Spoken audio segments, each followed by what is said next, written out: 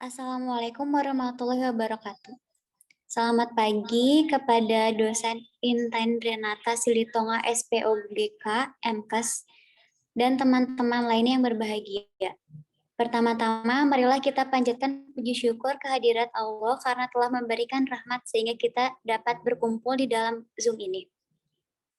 Perkenalkan, nama saya Mufida yang akan bertugas sebagai moderator dalam penyampaian materi sistem kardiovaskular. Adapun anggota kelompok saya adalah yang pertama ada Yasinta Nurlia Sutrisno, ada Mutia Ramadhaniah, Siva Saparina, Ayu Wahyuni, Kartika Rizkia Maharani, Kasa Hairunisa, dan Diva Syakira. Baik teman-teman, langsung saja kita mulai ke sesi yang pertama adalah penyampaian materi. Saya persilahkan kepada Kansa. Pengertian sistem kardiovaskular yaitu suatu sistem yang secara umum berperan mengedarkan darah ke seluruh tubuh sekaligus membawa oksigen dan zat gizi ke semua jaringan tubuh serta mengangkut semua zat buangan.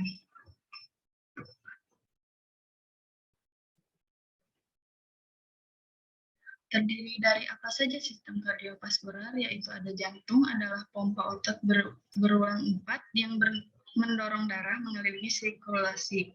Pembuluh darah yaitu terdiri dari arteri, kapiler, berdinding tipis, dan vena.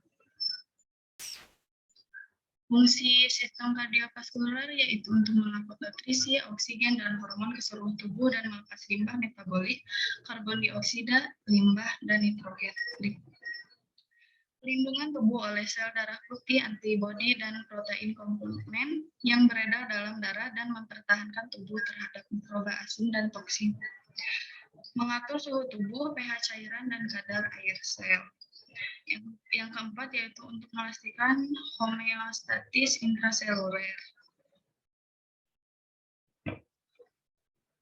Untuk materi selanjutnya dipersilakan kepada Siva. Baik, terima kasih kepada moderator. Di sini saya akan membahas mengenai perubahan sistem kardiovaskuler dalam kehamilan. Nah, apa sih yang terjadi di dalam masa kehamilan dalam sistem kardiovaskuler ini? Yang pertama, tentunya terjadinya perubahan-perubahan imun hamil yang terjadi pada kardiovaskuler. Yang pertama, di sini ada meningkatnya cardio output. Nah, pada wanita hamil akan terjadinya perubahan hemodinamik karena peningkatannya volume darah sebesar antara 30-50% yang dimulai sejak trimester pertama dan mencapai puncaknya yaitu pada usia kehamilan 32-34 minggu dan menetap sampai atrem. Meningkatnya volume darah ini mengakibatkan peningkatan cardio output. Peningkatan ini yang terjadi mencapai puncaknya pada usia kehamilan 20 minggu.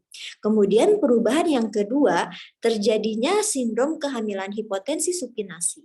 Nah, terjadinya antara pada pertengahan sampai akhir kehamilan cardio output ini dipengaruhi oleh posisi tubuh. Saat istirahat akan meningkat sampai 40%.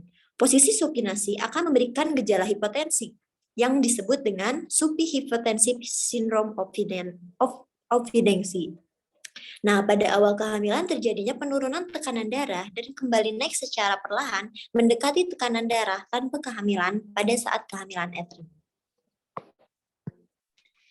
Baik, untuk materi yang selanjutnya dipersilakan kepada Mutia. Baik, yang ketiga yaitu perubahan vaskular lokal. Perubahan lokal terlihat jelas pada tungkai bawah dan akibat tekanan yang ditimbulkan oleh uterus terhadap vena pelvik. Oleh karena 1/3 darah dalam sirkulasi berada dalam tungkai bawah, maka peningkatan tekanan terhadap vena akan menyebabkan varises dan edema vulva dan tungkai. Yang keempat, terjadinya anemia fisiologis. Volume plasma meningkat lebih banyak daripada volume sel darah merah. Karena itu terjadi keadaan hemodilusi dengan penurunan kadar hemoglobin yang menyolok. Keadaan ini disebut anemia fisiologis kehamilan dan mungkin menyebabkan keluhan mudah lelah serta perasaan akan pingsan seperti yang dialami sebagian wanita hamil. Baik, untuk yang selanjutnya akan disampaikan oleh Yasinta.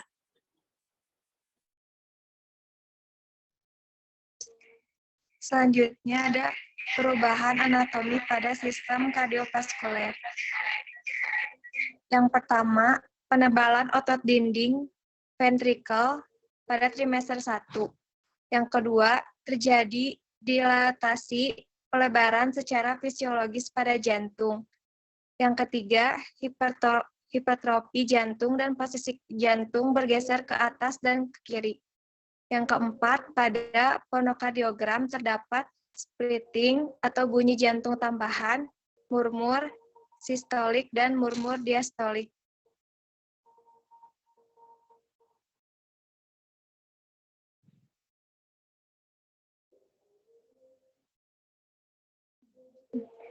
Selanjutnya ada patologi kardiovaskuler dalam kehamilan.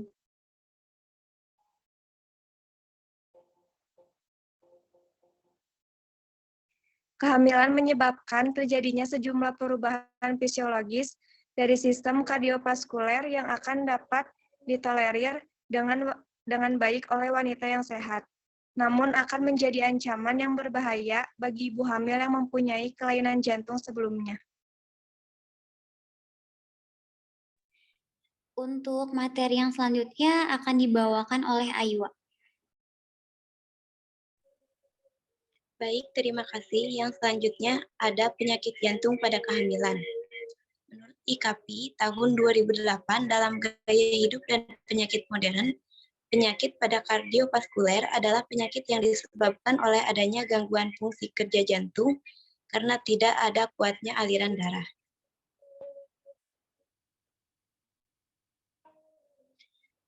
Apa sih penyebab penyakit jantung? Di sini ada dua penyebab, yaitu yang pertama kelainan primer. Kelainan primer dapat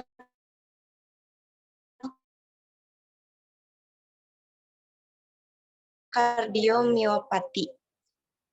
Penyebab yang kedua yaitu kelainan sekunder. Kelainan sekunder berupa penyakit lain seperti hipertensi, anemia berat, hipervolumia, pembesaran rahim, dan lain-lain. Untuk kelainan sekunder ini sendiri lebih disebabkan oleh penyakit-penyakit lain. Baik, untuk materi selanjutnya adalah faktor resiko. Yang pertama ada penyakit jantung akibat demam rematik. Perubahan kehamilan yang menyulitkan diagnosis demam rematik adalah nyeri sendi pada wanita hamil, mungkin oleh karena sikap tubuh yang memikul beban yang lebih besar sehubungan dengan kehamilannya, serta meningkatnya laju endap darah dan jumlah leukosit. Yang kedua, ada penyakit jantung kongenital. Biasanya kelainan jantung bawaan oleh penderita sebelum kehamilan. Akan tetapi, kadang dikenal oleh dokter pada pemeriksaan fisik waktu hamil. Untuk materi selanjutnya akan dibawakan oleh Kartika. Baik, terima kasih. Yang selanjutnya ada pengaruh kehamilan terhadap penyakit jantung. Pengaruh kehamilan terhadap penyakit jantung. Saat-saat yang berbahaya bagi penderita adalah yang pertama, pada kehamilan 32 sampai dengan 36 minggu, di mana volume darah mencapai puncaknya. Yang kedua, pada kala 2, di mana wanita mengerahkan tenaga untuk mengedan dan memerlukan kerja jantung yang berat. Yang ketiga, pada pasca persalinan, di mana darah dari ruang intervillus plasenta yang sudah lahir, kemudian masuk ke dalam sirkulasi darah ibu. Yang terakhir pada masa nifas, karena ada kemungkinan infeksi.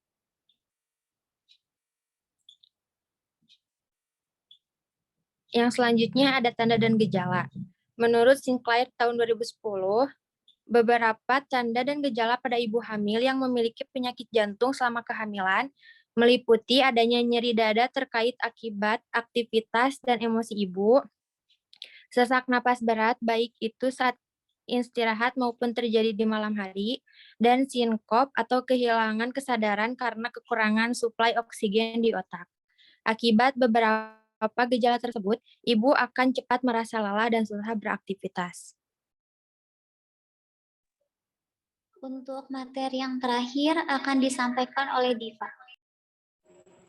Baik, sebelumnya terima kasih. Yang selanjutnya ada komplikasi. Di sini ada beberapa macam komplikasi dari penyakit jantung pada kehamilan, yaitu yang pertama ada eklamsia, yang kedua pendarahan cerebrovaskular yang terjadi karena kegagalan autoregulasi aliran darah, yang ketiga masalah liver atau koagulasi, yang keempat gagal ginjal, yang kelima ada edema paru, yang terakhir ada kematian materal.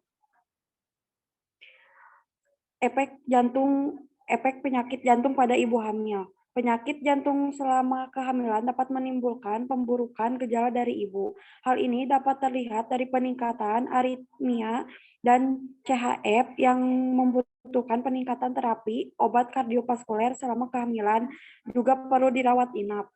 Ibu dengan resiko penyakit jantung koroner dapat menyebabkan kerugian dalam kehamilan, diantaranya bayi sangat rendah, juga kelahiran kurang bulan prematur.